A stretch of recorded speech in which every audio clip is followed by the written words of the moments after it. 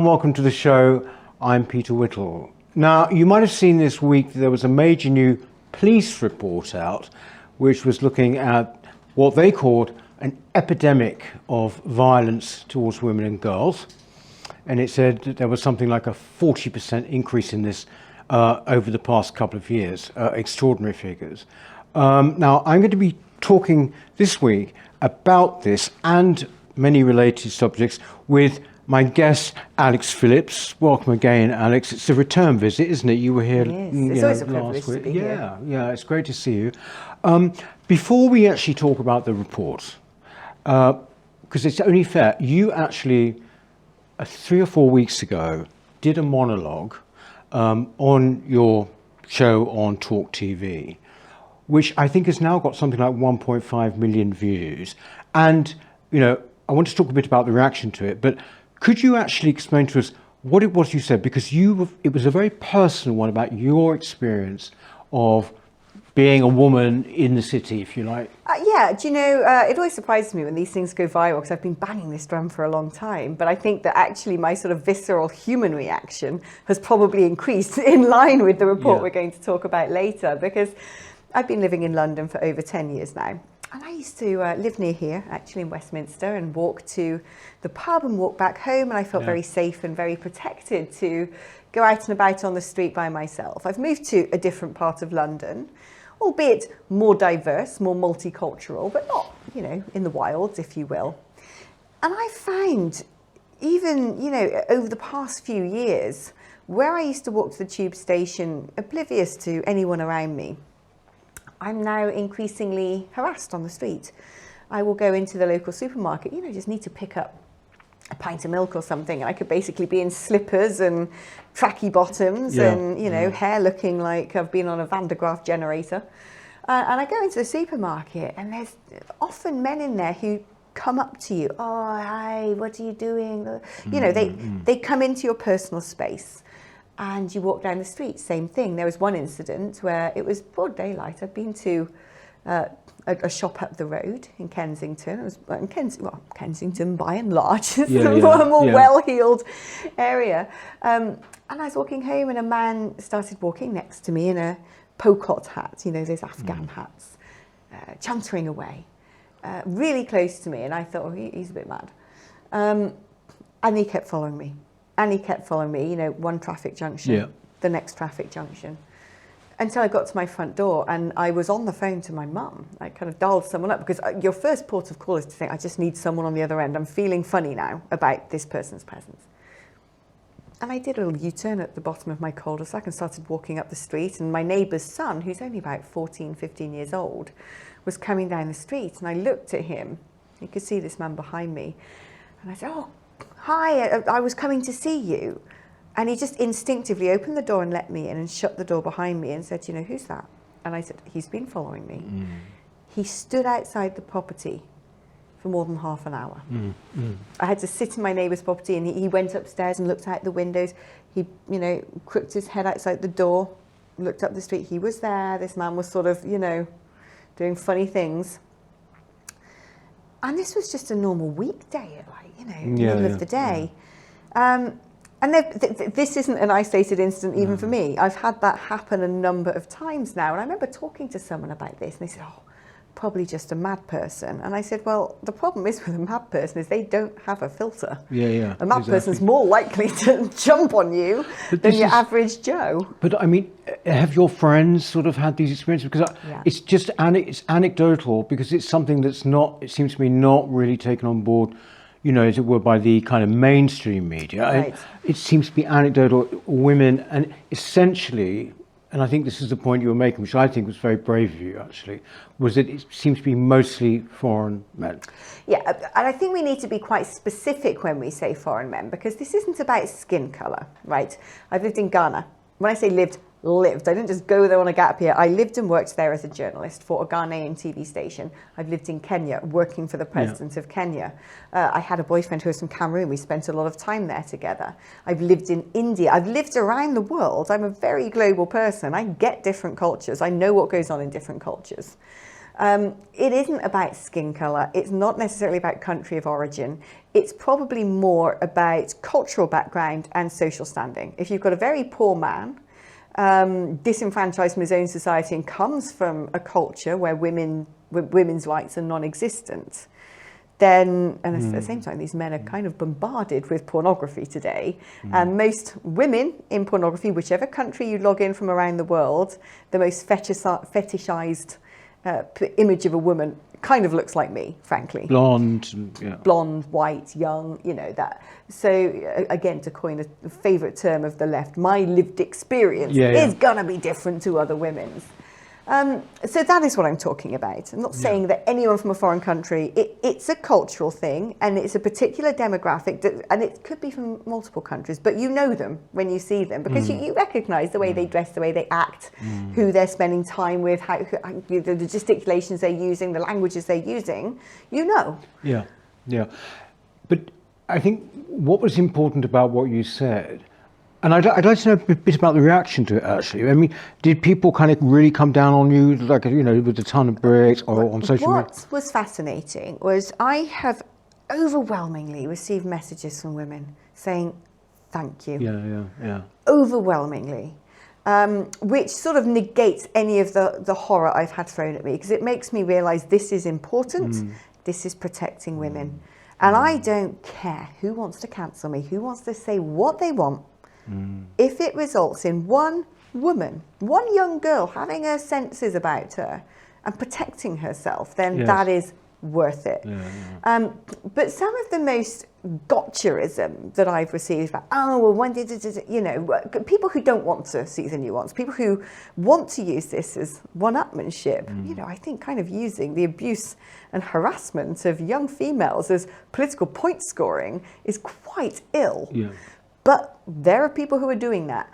And some of the most vocal, I would say, against me have been women.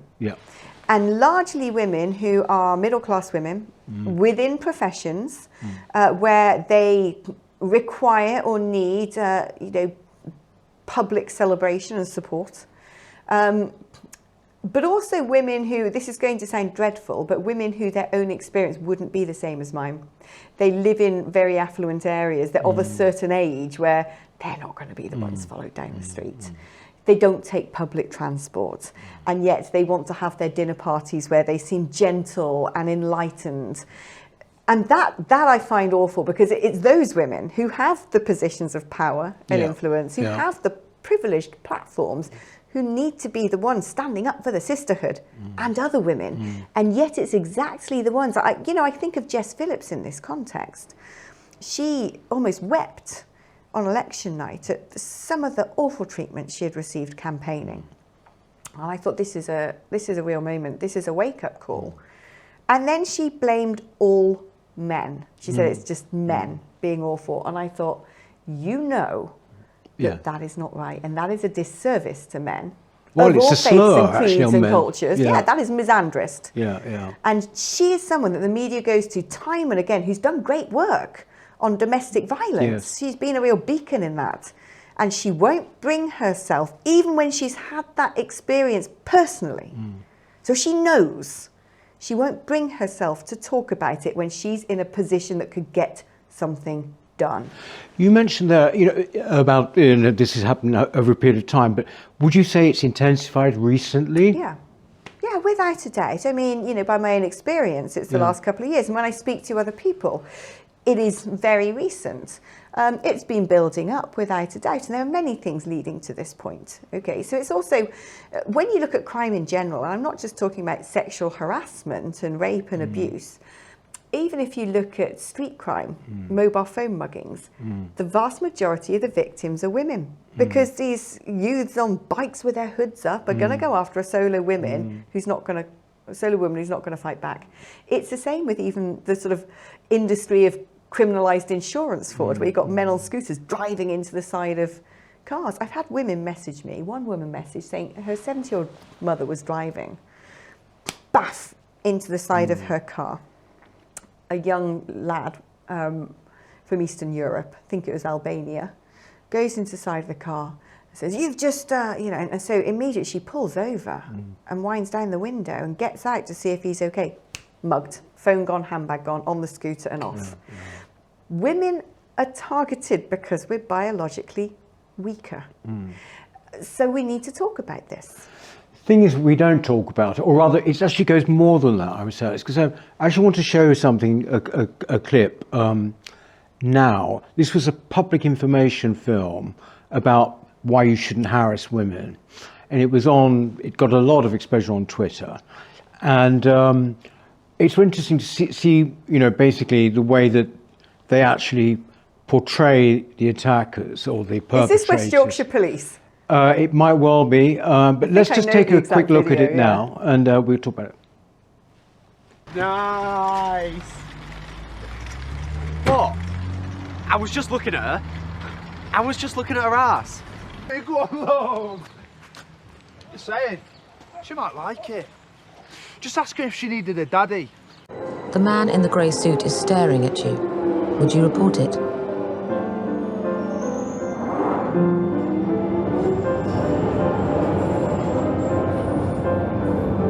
It's him again.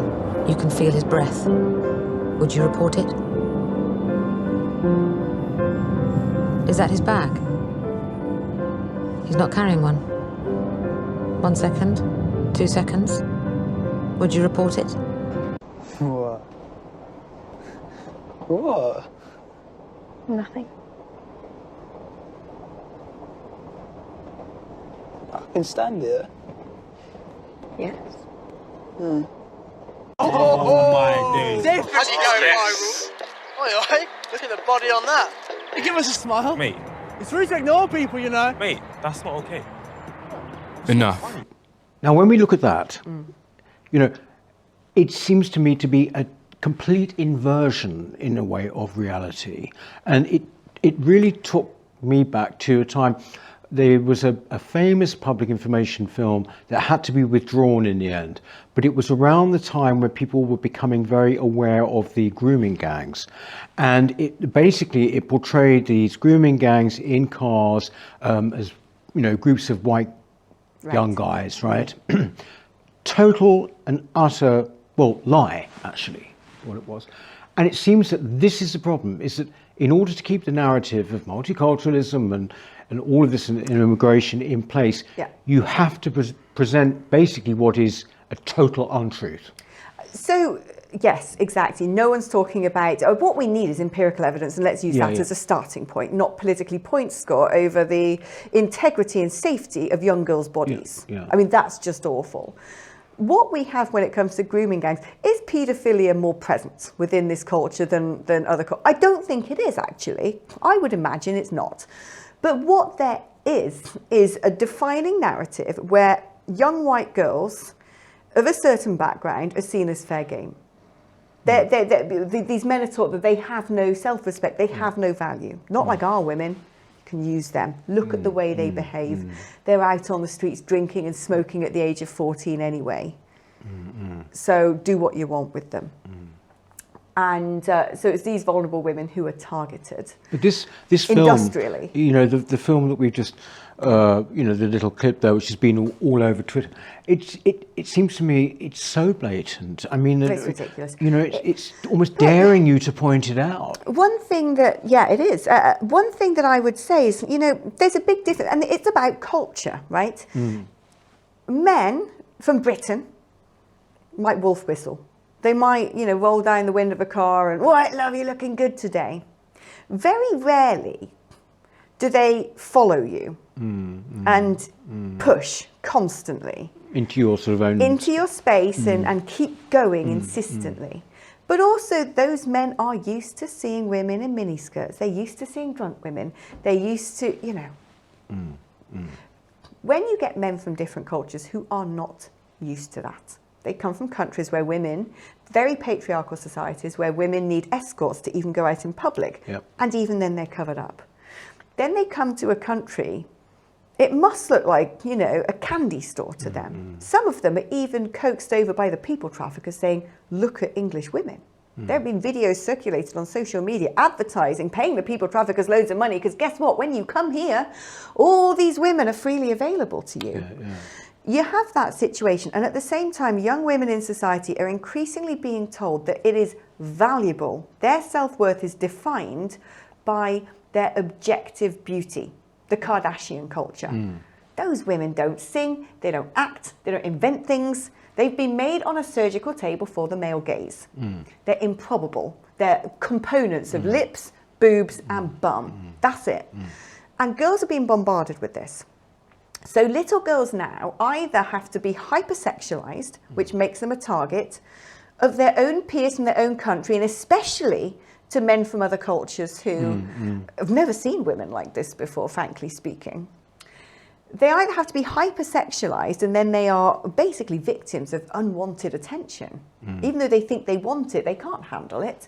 If they're not hypersexualized, they're ostracized at the point in which they're being encouraged to go and change their genders. Yes. They are at the forefront of all of this, and yet they're the ones being constantly fed the narrative. You should protect the refugees. You should protect trans men.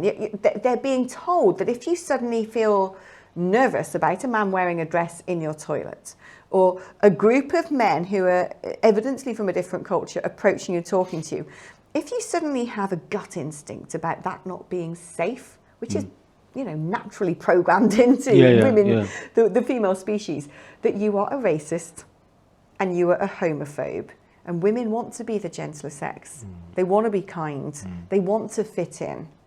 So all the defense mechanisms that young girls should have are being eroded deliberately, willfully, and at the same time, the threats being thrown at them are unprecedented. But do you think feminists, traditional feminists, if you like, do they speak up enough about these things? I don't even know where they've gone. Where are they? What are the feminists doing? That's my impression. Yeah. Where have they gone? Yeah. I mean, are they all too scared to say what is evident, what you can see? You don't even have to open a newspaper in France or Belgium to get reports that have been out recently. That young Australian tourist, the day before she was flying home, gang raped by... In Paris? In Paris. Yes. There's been a Loverboy case in Belgium, horrifying. A little girl taken to the forest by her older Somalian boyfriend and systematically raped by him and all of his friends, and the perpetrators were minors. And she is barely pubescent. Same narrative in Germany. And a woman who did call this out ended up going to prison instead of the young male assailants. I can't fathom how we have got to this, Peter. I can't. I am scared for girls. I'm terrified, which is why I say I don't care anymore. Gloves are off. I'm going to say it because, dear Lord, if it protects or saves just one girl, if it wakes up one mother or one father to have this conversation and say, you've got to have your wits about you. You're not a racist. You're not a homophobe. Your first line of duty is to yourself. Have your instincts and don't feel bad about that. If it protects just one girl out there, that's enough for me to have whatever they want to throw at me. It is vital what you're doing in that case. I mean, this has been building, as you say. But if you remember going back, you've been in politically active and in broadcasting for a long time. If you go right back to, I think it was Cologne, do you remember New Year's Eve? 2016, yes, I think it was, or 2017, yeah. And there was sort of this extraordinary... 1,250 sexual assaults and rapes that took place in the square, basically around the stroke of midnight, and everyone ignored what was going on. And when it came out, anecdotally, the girls who had been attacked were being surrounded by young men from the Middle East and North Africa. No one wanted to talk about it, and then sheepishly, finally, the mainstream media slipped out their report saying, "Wow, we should have listened to them." Apparently, there was a report again. All these reports. There was a report out. I think it was from about it went from 2014 up to the present. It came out, I think, last year, showing that rape in England and Wales had gone up something like 340%. And people they have an instinct. They sort of think, hang on, this must be something to do with the extraordinary changes happening in society. But somehow, they're fobbed off with, oh, it's more reported than it maybe once was. Right, they always say that. More people Things are now like coming forward. I think it's probably the opposite. I think far fewer people are probably coming forward now because you already have it drummed into you. Nothing's going to be done. Yeah. I think it's almost become normalised. Yeah. Well, in relation to that, this report out this week, which is by the NCPP and the College of Policing, I think, shows this 40% rise, 37% rise. They more or less, I think, and you can tell me if I'm wrong, ignored, if you like, the demographic changes entirely, as one would expect from the police now. And they majored on Andrew Tate and the influence of Andrew Tate, which is baleful, no question. But I mean, what's your view on it? Do you think first of all, is that a thing? Andrew Tate is a symptom, not a cause, right? Andrew Tate alone isn't sort of saying to young men, knock women about and do what you want with them, and somehow leading to a 300% increase in rapes among young people. It's just for the birds. That's not even possible. But he is a symptom of a broader culture that's now emanating online, which has like I've been saying, is multifaceted. It is user-generated porn content, which is a multi-billion-pound industry. Websites like Pornhub. Where young people any people actually, we always talk about this in the framework of it being young people, that somehow adults get to a certain age and they're no longer interested in porn and don't get inspired or motivated by it. It doesn't suddenly stop when people turn 18.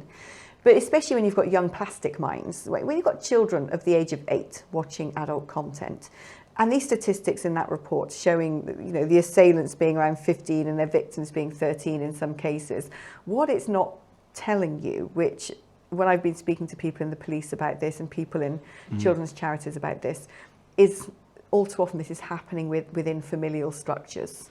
This isn't opportunistic. These are young boys who have seen all these things online, and there's their cousin, there's their sister. They sort of are almost acting on an instinct. They're not adults. They haven't developed the discriminatory faculties in their brains to be able to siphon what is right and wrong necessarily. That's a huge aspect. And like I said, Andrew Tate is a symptom of all of this. And you talk about the added element of the increasingly multicultural society in which we live, where, like I said, young men coming from cultures where they don't even see an ankle look online and they see young white women. Yeah. And this is the other thing. If you look at the most popular categories within online pornography, it is always something where the woman is being subjugated to humiliation or violence. It is either white woman gang raped by, white woman beasted by, stepfather, stepdaughter, young teens.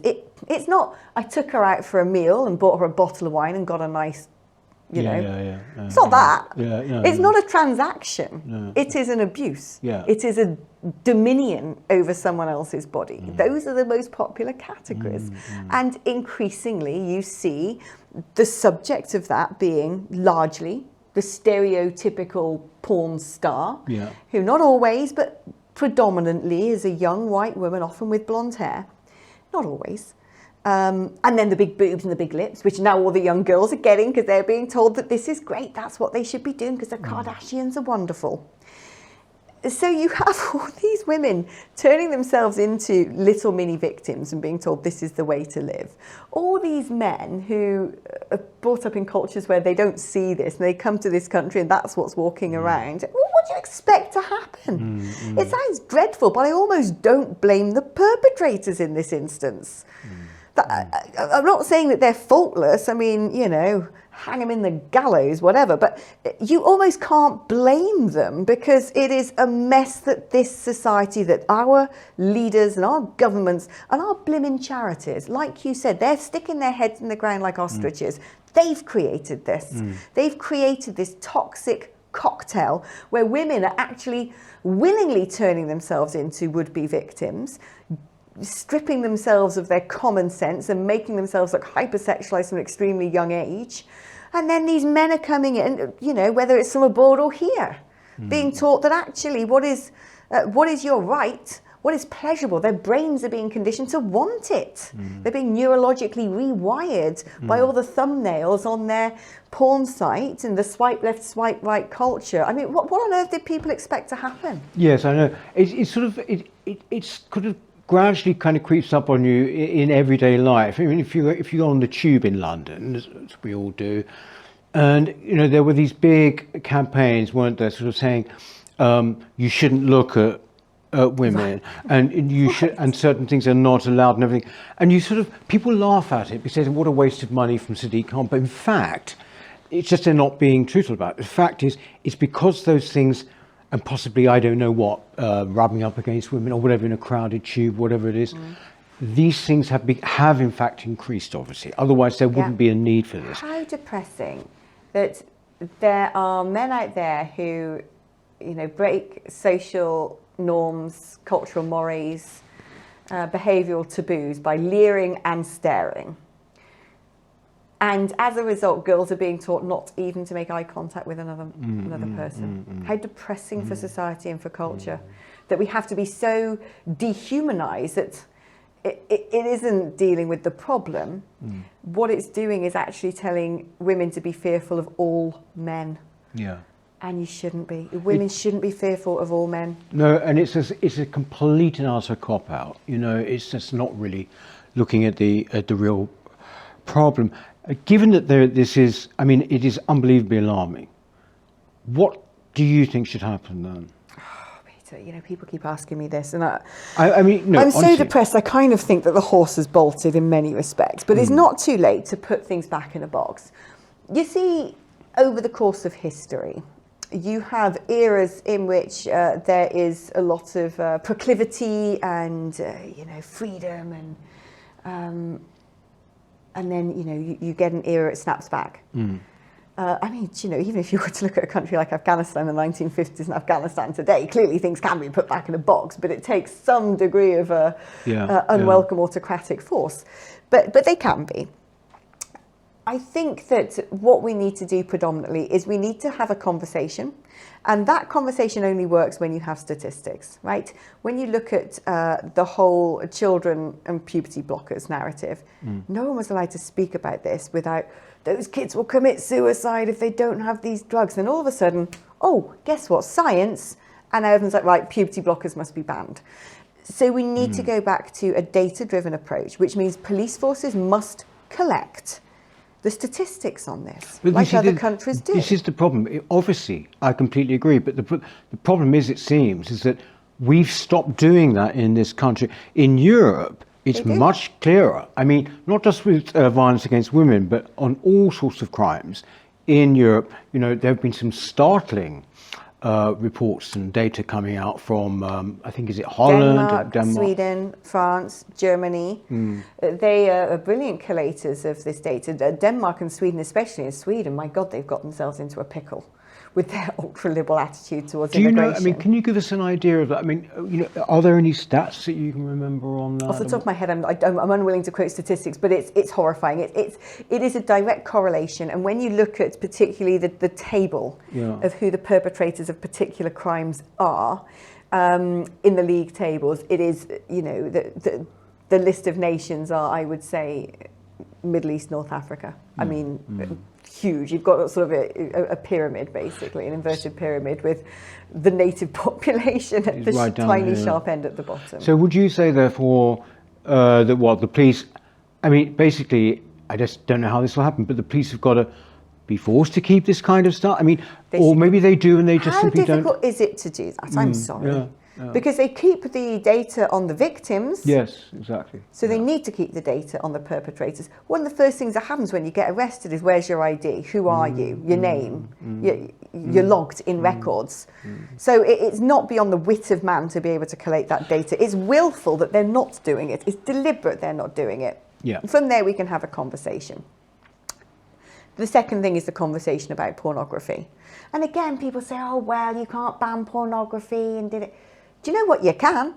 I've been over to UAE. Guess what? No porn on phones.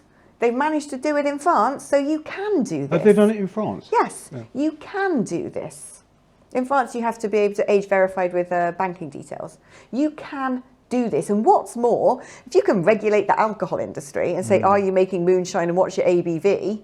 You can regulate the people making pornography and say, you need a license. These must be actors and actresses. Yeah. They must sign consent forms. And if we look on your website and there is, you know, representations of rape, paedophilia, bestiality, you know, whatever, bam, you're shut down. You can do this. There'll always be, you know, a black market for this stuff. There's always going to be the dark web, for sure. But the fact it just happens in plain sight and 8-year-olds can watch it is ludicrous. Yeah. Of course you can do something about that. Easily. Tomorrow. Like that. Most Muslim countries do something about that. Yeah. That's my point. So those are two things. Then it gets into the thornier conversation, doesn't it, about immigration and saying, okay, we've looked at the statistics, we've looked at the trends, and we can see that, you know, this cohort is more likely to commit these crimes. The problem with that, of course, is you're going to have plenty of people within that cohort, probably the majority of people in that cohort who aren't perpetrators or abusers, actually. I think that sort of I agree, but that argument is sort of wearing thin, I think, with people because, Right. you know, I mean, in the sense that, I would rather, what's more important, Yeah. okay? The safety and dignity of your girls in your country or offending someone from a country 1,000 miles away. What is more important here? And the other thing is about immigration. When you have discerning immigration and you say, we want people here with talent and skills, we want doctors, we want scientists, we want whatever it may be. By and large, those people are university educated. They will have Western values. By and large, those people will be very similar culturally to us. Right? Your neuroscientist from Afghanistan is going to be a world away from your 19-year-old goat herder when it comes to how they think about women and life in general. So if you even just start off with the premise of if we're going to take people from vastly different cultures, they have to be here with very specific skill sets, you're probably going to cut this problem down by 75% because a lot of these sort of backwards mentalities are present within poorer communities. It's that simple. So why should we be a charity to young men from the developing world at the cost of the safety of our women? Also, I would say, actually, the objects of a social experiment, why should people be sacrificed to a social experiment, which has got to be upheld whatever? This is the problem, Alex, isn't it? I mean, that basically people have invested a huge amount of money and intellectual capital in saying how wonderful this is and how this is only an unalloyed good. And then if anything comes to maybe, you know, make you question that, it will be kind of demonized. The people being sacrificed are girls. With the trans rights stuff, it's girls. With the unfettered immigration, it's girls. Yeah. With freely available pornography, it's girls. It's not people, it's girls. Yeah. It is the weakest, most vulnerable in our society. It's girls. And at the same time, when you look at the way they're being educated, they're the ones being expected, it's being demanded of them to be the front line in protecting their would-be assailants. I can't understand why people can't see this.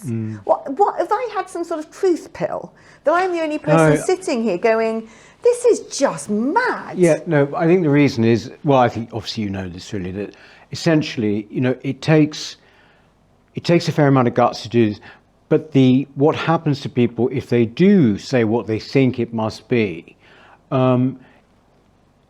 they are so frightened of basically people coming down on them, a ton of bricks.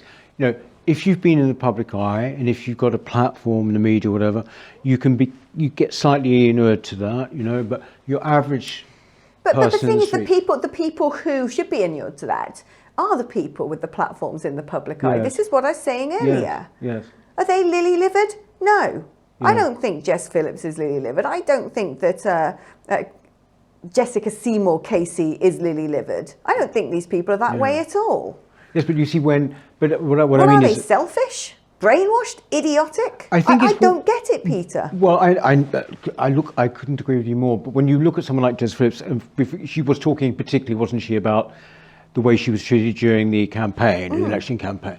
You kind of look at, and you sort of think, you know, you can't say, oh, these are Muslim men actually doing this, right? In that case, for example, or whatever.